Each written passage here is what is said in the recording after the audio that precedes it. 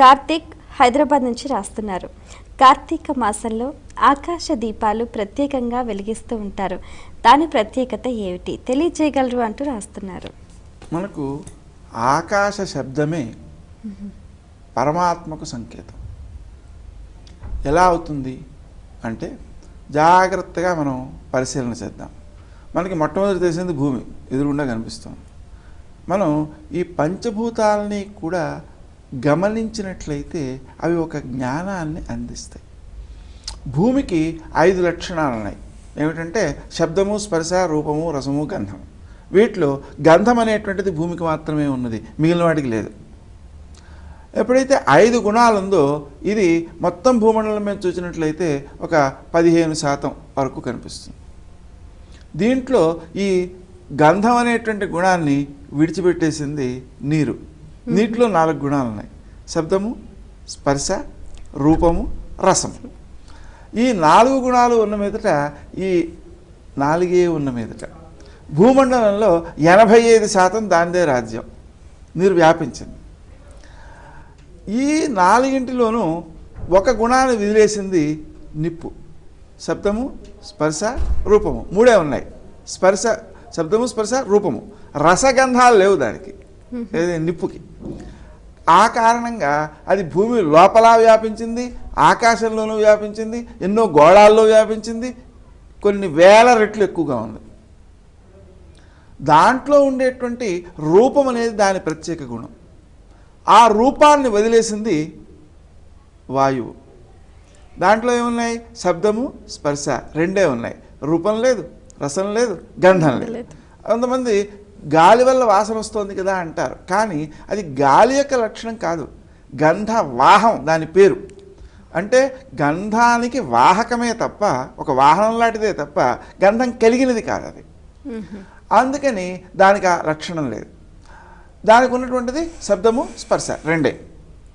ఈ 2 గుణాలు కూడా ఉన్నందువల్ల అది ఎక్కడ వ్యాపించింది అంటే గోళం చుట్టూ వ్యాపించింది, కణకణానికి మధ్యలో వ్యాపించింది, చాలా చోట్ల వ్యాపించింది.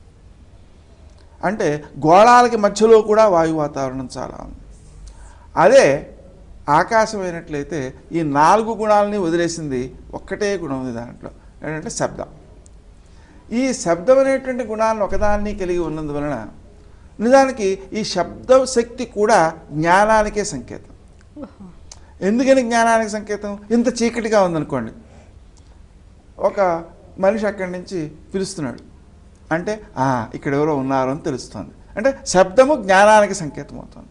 అంతేకాదు, నా మనసులో ఉంది విషయం, దాన్ని శబ్దం ద్వారా వ్యక్తీకరిస్తున్నాను అంటే అక్కడ కూడా శబ్దం జ్ఞానానికి సంకేతం. అయితే ఇది పరమాత్మకి దగ్గర లక్షణం, శబ్దంతో ఉన్న ఆకాశం అనమాట.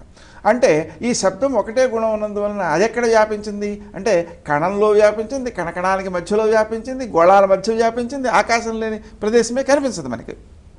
అందుకనే వేవేష్టీతి విష్ణు అనేటువంటి శబ్దం ద్వారా అంతటా నిండి ఉన్నటువంటి వాడు విష్ణువు అనే శబ్దం మనకు వినిపిస్తుంది.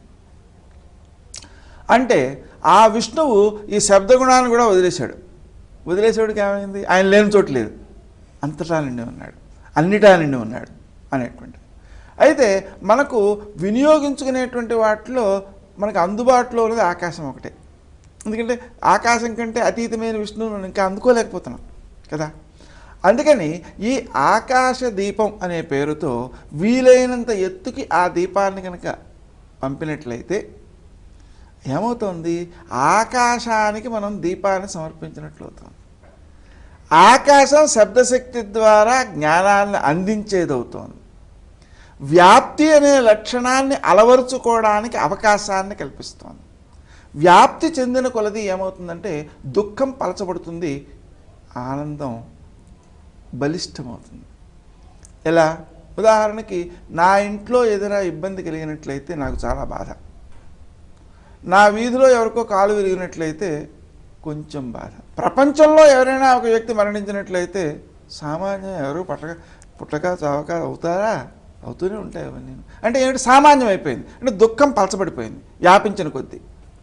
అదే నా ఇంట్లో ఎవరికైనా ఉద్యోగం వస్తే నాకు ఆనందమే, నా వీధిలో ఎవరైనా ఒక ఎమ్మెల్యే అయితే నాకు ఆనందమే, నా దేశం యొక్క టీము, క్రికెట్ టీము ఇంకో దేశంపై గెలిచిందంటే ఆనందమే నాకు.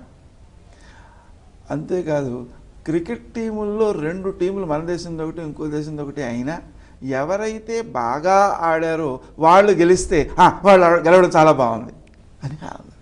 అంటే ఏమైంది, వ్యాప్తి చెందిన కొద్దీ ఆనందం పెరుగుతూనే ఉంది, వ్యాప్తి చెందిన కొద్దీ దుఃఖం తగ్గుతూనే ఉంది.